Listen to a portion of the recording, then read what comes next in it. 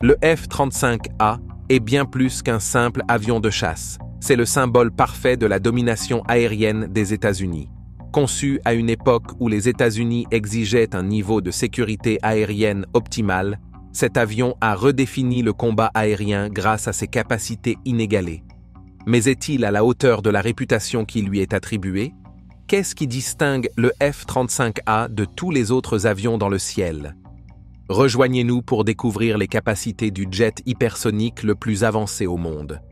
Le F-35 est né du programme Joint Strike Fighter, qui a émergé de la consolidation de divers projets de développement d'avions militaires dans les années 90 et 90.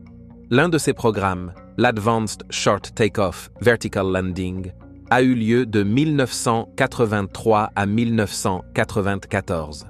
Son objectif était de créer un remplaçant pour le jet Harrier du corps des Marines des États-Unis et de la Royal Navy du Royaume-Uni. Dans le cadre de l'Advanced Short Takeoff Vertical Landing, Lockheed Skunk Works a développé un chasseur supersonique furtif qui intégrait le système de ventilateur à entraînement par arbre pour le décollage vertical. Le concept impliquait un avion à moteur unique avec une aile Delta Canard pesant environ 24 000 livres. En 1993, l'Advanced Short Takeoff Vertical Landing a été rebaptisé Common Affordable Lightweight Fighter et la collaboration s'est élargie pour inclure Lockheed, McDonnell Douglas et Boeing. La fin de la guerre froide en 1991 et l'effondrement de l'Union soviétique ont conduit à d'importantes réductions des dépenses de défense, ce qui a affecté les programmes militaires. La restructuration du département de la défense des États-Unis a conduit à l'annulation de plusieurs programmes d'avions, y compris le Multi-Role Fighter de l'armée de l'air des États-Unis et les projets Advanced Attack Fighter de la marine des États-Unis. Le MRF, conçu pour remplacer le F-16, a été reporté en raison des besoins de défense changeants et d'un rôle réduit pour le F-16.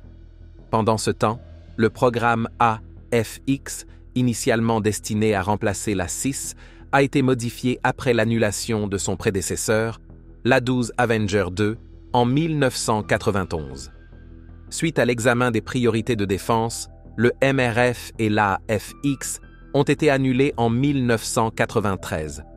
Cependant, les enseignements tirés de ces programmes ont contribué à la formation du programme Joint Advanced Strike Technology, visant à développer des technologies de guerre avancées plutôt qu'un nouvel avion. En 1994, les programmes ASTOVL CALF et JAST ont fusionné, car les exigences pour un avion démonstrateur de concept sont devenues évidentes. Cela a conduit à la création du programme Joint Strike Fighter en 1995, qui visait à remplacer une variété d'avions multirôles et de chasseurs d'attaque. La collaboration internationale a été un élément clé dès le début, le Royaume-Uni devenant un membre fondateur et contribuant au programme. D'autres nations, dont l'Italie, les Pays-Bas et le Canada, se sont joints pendant la phase de démonstration de concept avec des niveaux de participation variés. En 1997, Boeing et Lockheed Martin ont été sélectionnés pour développer des démonstrateurs de concept pour le JSF, leurs avions respectifs étant désignés X-32 et X-35. Le design de Lockheed Martin reposait sur les technologies développées dans le cadre du programme ASTOVL, y compris le système SDLF innovant, qui permettait des décollages courts et des atterrissages verticaux. Contrairement au X-32 de Boeing, qui utilisait un système de levage direct, le X-35 de Lockheed utilisait un ventilateur de levage dans le fuselage avant qui pouvait augmenter la poussée du moteur pour le vol vertical. Le X-35 a été conçu pour accueillir 3 versions. Une version à décollage et atterrissage conventionnel, une version à embase porte-avions et une version à décollage court et atterrissage vertical. Cette commonalité entre les variantes était une caractéristique clé du design, avec des modifications apportées pour s'adapter à chaque rôle spécifique, comme une aile plus grande pour la version porte-avions. Le premier vol du X-35A a eu lieu le 24 octobre 2000, suivi d'une série de tests pour évaluer ses caractéristiques de vol. Après 28 vols, L'avion a été modifié en X-35B pour démontrer ses capacités STOVL, y compris le vol stationnaire et les décollages et atterrissages courts. Le X-35C, qui disposait d'une aile plus grande pour les atterrissages sur porte-avions, a effectué son premier vol le 16 décembre 2000. Ces tests réussis ont démontré les capacités du JSF et ont préparé le terrain pour la phase suivante. En 2001, après des tests et évaluations approfondies, Lockheed Martin a été choisi comme gagnant du contrat pour la phase de développement et de démonstration du programme JSF. De plus, Pratt & Whitney a remporté un contrat pour développer le moteur F-135 pour le F-35. L'avion a été désigné sous le nom de F-35, une surprise pour beaucoup, y compris Lockheed Martin, qui s'attendait à la désignation F-24. Cela a marqué le début du développement du F-35 en tant qu'avion polyvalent et multirôle, capable de répondre aux besoins de diverses forces militaires à travers le monde. Le F-35 est un avion à un seul siège équipé d'un radar AESA puissant situé à l'avant. Ce radar peut suivre et engager plusieurs cibles simultanément, aussi bien dans les airs que sur le sol. Une caractéristique clé de l'avion est son système Distributed Aperture System, qui utilise 6 caméras infrarouges montées autour de l'avion. Ces caméras créent un flux vidéo à 360 degrés que les pilotes peuvent voir sur leur visière, leur permettant effectivement de voir à travers l'avion et eux-mêmes pendant le vol. Bien qu'il s'agisse principalement d'un système d'avertissement de missiles, il sert également de sauvegarde pour la vision nocturne, permettant aux pilotes de voir dans l'obscurité totale, y compris à travers les nuages, les montagnes et autres avions. Sous le nez de l'avion se trouve le système de ciblage électro-optique. Ce système utilise la technologie infrarouge, similaire aux pods de sniper ou de foudre, pour identifier et suivre des cibles au sol et dans les airs. Il fournit des coordonnées précises pour guider les bombes à guidage laser, permettant ainsi le ciblage aussi bien planifié que dynamique d'objets en mouvement. Le F-35 est souvent qualifié de super-ordinateur avec des ailes, en raison de sa capacité à dominer le champ de bataille. Conçu pour servir de plateforme polyvalente, il peut gérer et partager la conscience situationnelle sur un rayon de 60 miles, en coordonnant avec d'autres avions et décideurs pour maintenir le contrôle du champ de bataille et améliorer l'efficacité opérationnelle. La furtivité est une caractéristique fondamentale du F-35, obtenue grâce à des techniques de conception avancées et des matériaux spécialisés. La section transversale radar de l'avion est considérablement réduite grâce à la forme soignée de son fuselage et à l'incorporation de matériaux absorbants pour le radar. Des choix de conception spécifiques, tels que l'alignement des bords, l'utilisation de courbes continues sur les surfaces, les panneaux de peau crantés et la dissimulation de la face du moteur, contribuent à réduire la RCS, signature radar. Le F-35 utilise également une prise d'air supersonique déviée, qui intègre une bosse de compression et une carénage à flèche avant, éliminant ainsi le besoin d'une fente de séparateur traditionnelle ou d'un système de purge. Cette innovation réduit encore la signature radar en détournant la couche limite de l'entrée du conduit. La RCS du F-35 est décrite comme étant plus petite que celle d'une balle de golf en métal à des fréquences et des angles spécifiques, ce qui le rend compétitif avec le F-22 en termes de furtivité. La conception de l'avion, qui tire parti des leçons des modèles furtifs antérieurs tels que le F-22, dispose d'une peau en fibre radar absorbante durable qui nécessite moins d'entretien que les revêtements précédents. De plus, le F-35 présente des signatures infrarouges et visuelles réduites, ainsi que des contrôles stricts sur les émissions de fréquences radio pour éviter la détection. Une grande partie du travail concerne le système radar qui identifie les cibles et partage ces informations avec d'autres. Une partie importante des capacités de l'avion se trouve dans ses panneaux extérieurs. Sous ces panneaux se trouvent des superordinateurs avancés et de grands capteurs intégrés dans presque toutes les sections de l'extérieur de l'avion. Ces technologies sont complexes et même les opérateurs expérimentés peuvent ne pas comprendre tous les systèmes. La furtivité de l'avion est particulièrement efficace contre les radars à bande X à haute fréquence, bien qu'ils soient vulnérables aux radars à basse fréquence qui peuvent détecter les avions furtifs par diffusion de Rayleigh. Cependant, les radars à basse fréquence sont moins précis, plus sujets aux interférences et généralement plus visibles. Pour dissimuler davantage sa section transversale radar, le F-35 peut également utiliser des réflecteurs de lentilles Lundberg pour masquer sa signature. Passons à l'intérieur de l'avion. Le cockpit du F-35 est conçu pour améliorer la conscience situationnelle avec un écran tactile panoramique de 20 par 8 pouces affichant des informations vitales de vol et de combat, y compris les instruments de vol, la gestion des munitions et les avertissements de prudence. Cet écran peut être personnalisé selon les préférences du pilote, avec un petit écran de secours placé en dessous.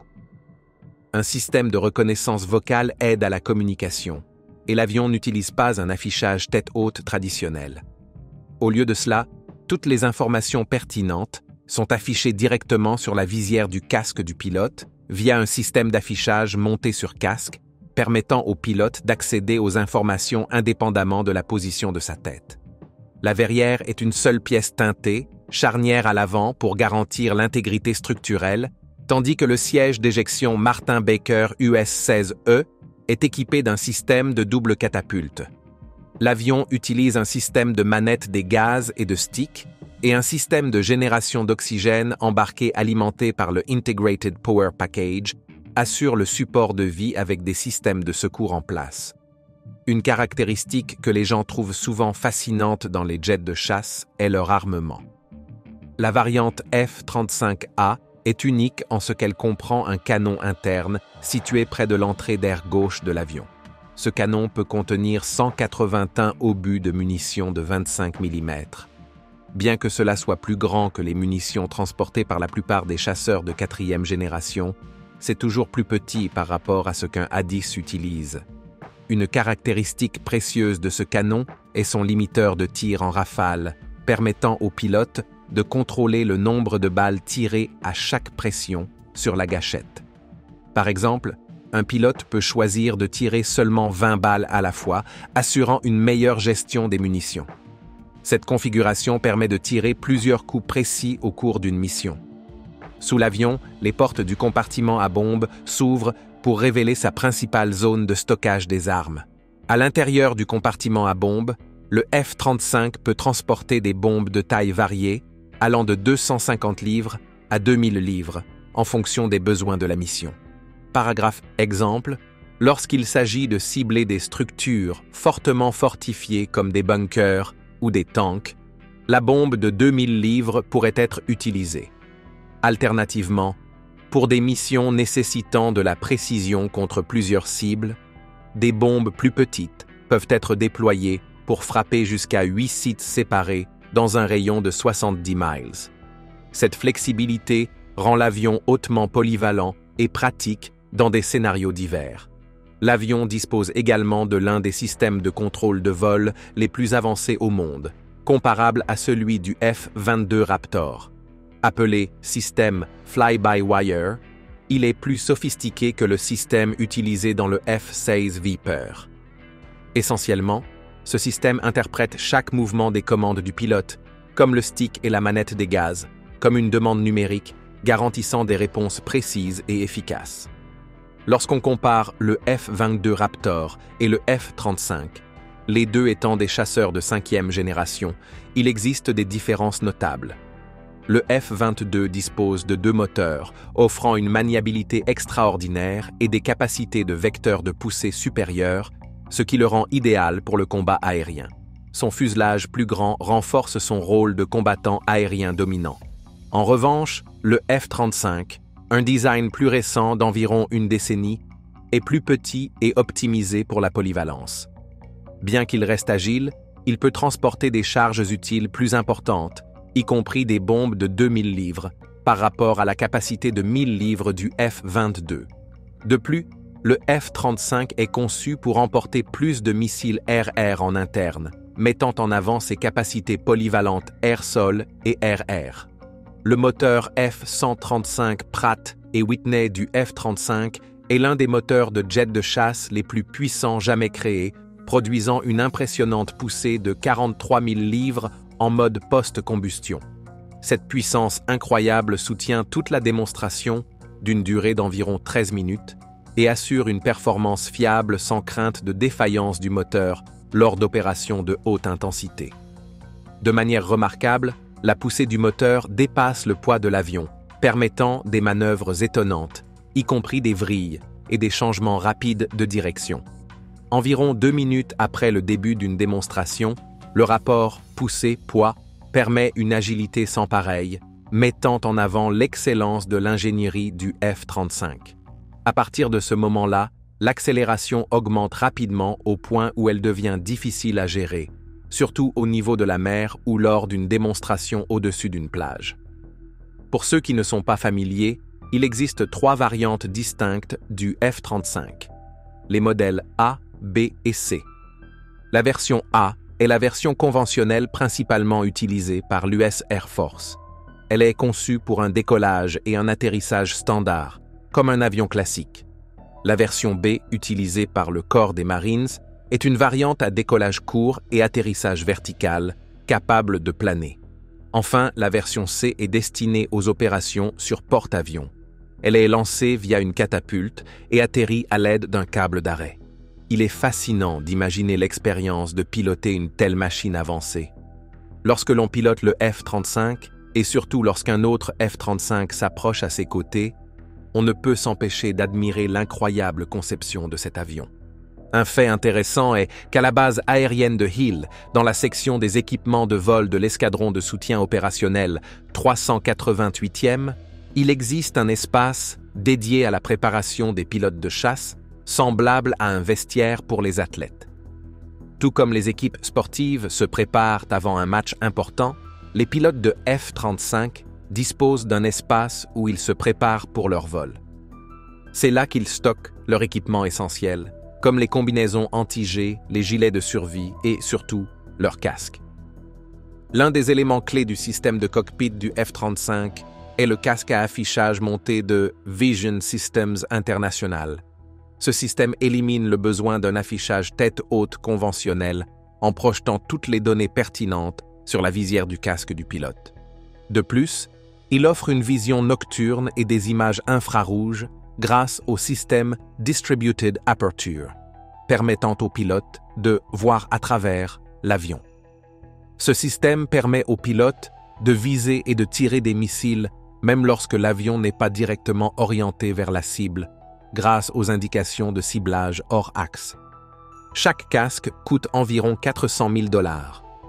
Bien que ce système offre des avantages considérables, des préoccupations ont été soulevées concernant les risques potentiels pour les pilotes légers en cas d'éjection, en raison du poids supplémentaire du casque. Le développement du HMDS a rencontré des problèmes de vibration, d'affichage des capteurs et de vision nocturne lors des tests, ce qui a conduit à l'examen d'un système alternatif basé sur les lunettes de vision nocturne AN/AVS9. Cependant, après des améliorations supplémentaires du HMDS de base, le développement de ce système de secours a été abandonné en 2013. En 2016, un nouveau casque Gen 3 a été introduit, offrant des améliorations telles qu'une meilleure vision nocturne, des systèmes d'affichage améliorés et un alignement automatisé, marquant une avancée significative dans le développement du cockpit du F-35. Ces casques sont remarquables, étant les plus avancés jamais créés pour les pilotes de chasse. Ils sont directement intégrés à l'avion, remplaçant l'affichage tête haute traditionnel des anciens jets. À la place, toutes les données de vol essentielles, y compris la vitesse, l'altitude, le cap, les systèmes d'alerte et les informations de ciblage, sont projetées directement sur la visière du casque. En plus du casque, les pilotes portent également un équipement spécialisé pour les soutenir en vol. Sous le cou, ils sont équipés d'une combinaison anti-G conçue pour contrer les forces subies en vol, assurant une circulation sanguine adéquate pour éviter la perte de conscience. Les pilotes portent également des gilets de survie contenant du matériel essentiel comme des fusées éclairantes, des lampes de poche, des garrots et des systèmes GPS qui sont vitaux en cas d'éjection de l'avion. Enfin, le masque à oxygène se connecte directement à l'avion pour fournir l'oxygène nécessaire en vol, garantissant la sécurité et l'efficacité du pilote. En comparant le F-35 au J-20 chinois, ces avions de chasse sont deux jets de pointe, chacun avec des atouts impressionnants. Le F-35 se distingue par sa furtivité supérieure et son adoption massive parmi les alliés des États-Unis, tandis que le J-20 est reconnu pour sa vitesse et sa capacité à cibler les avions de soutien critique, ce qui en fait un adversaire redoutable. Malgré les avantages du J-20, notamment sa capacité de supercroisière et d'importants investissements en développement, il ne possède pas de canon et ses pilotes ont une expérience limitée du combat. Dans un conflit potentiel autour de Taïwan, la furtivité du F-35 et l'expertise éprouvée des pilotes américains pourraient lui donner un avantage, bien que le J-20 demeure un adversaire redoutable. Le J-20, surnommé le « Dragon puissant », a officiellement rejoint l'armée de l'air chinoise en 2018, avec environ 150 appareils actuellement en service. Son design ressemble fortement aux caractéristiques du F-35 et du F-22, ce qui alimente les spéculations selon lesquelles la Chine aurait utilisé la cyberespionnage pour copier la technologie américaine. Tout comme le programme F-35, le J-20 a bénéficié d'investissements massifs, coûtant environ 4,4 milliards de dollars, avec un prix unitaire estimé à 120 millions de dollars. Alors que les deux nations produisent ces avions en masse, un affrontement futur sur des points chauds, comme Taïwan ou la mer de Chine méridionale, semble possible. La question demeure, quel avion dominerait cette bataille pour la suprématie aérienne? Le J-20 est un puissant avion de chasse bimoteur utilisé par la Chine. Il vole actuellement avec des moteurs russes AL-31 ou des moteurs chinois WS-10C. Mais la Chine travaille à le moderniser avec des moteurs de nouvelle génération WS-15 pour plus de puissance et de performance. Cependant, les progrès dans le remplacement des moteurs ont été plus lents que prévu. Malgré cela, le J-20 possède des capacités impressionnantes qui en font un acteur clé du combat aérien moderne. Avec une vitesse maximale de Mach 2, une autonomie de 1100 milles nautiques et un plafond de 66 000 pieds, le J-20 est à la fois rapide et capable de parcourir de longues distances. Il peut transporter une quantité importante de carburant et est équipé pour lancer une variété de missiles, y compris des missiles air-surface et anti-navires. Cette polyvalence permet au J-20 d'exceller dans les missions d'attaque au sol et dans les rôles de supériorité aérienne, renforcés par son contrôle de poussée vectorielle et son excellent rapport poussée-poids. Cependant, les capacités furtives du J-20 sont inférieures à celles du F-35 américain. Les canards avant du J-20 augmentent sa visibilité radar, donnant un avantage au F-35 pour le repérer et l'engager en premier. Malgré cela, les stratèges chinois estiment que le J-20 peut toujours percer l'espace aérien contesté pour cibler des avions de soutien américains critiques comme les ravitailleurs et les avions de reconnaissance. Les nouveaux modèles de J-20 incluent également la technologie de supercroisière, leur permettant de maintenir des vitesses élevées sans post-combustion. Cela leur donne un avantage de vitesse sur le F-35, qui atteint un maximum de Mach 1,6. Les performances du J-20 ont attiré l'attention des dirigeants militaires des États-Unis. Plus tôt cette année, des F-35 et des J-20 se sont retrouvés à proximité lors d'une rencontre au-dessus de la mer de Chine orientale. Le général Kenneth Wilsbach, commandant des forces aériennes du Pacifique des États-Unis, a décrit les systèmes de commandement et de contrôle du J-20 comme impressionnants, indiquant que ce chasseur avancé chinois ne doit pas être sous-estimé. Merci d'avoir regardé. Pendant que vous êtes encore là, cliquez sur le lien à l'écran pour découvrir une autre de nos vidéos. À tout de suite.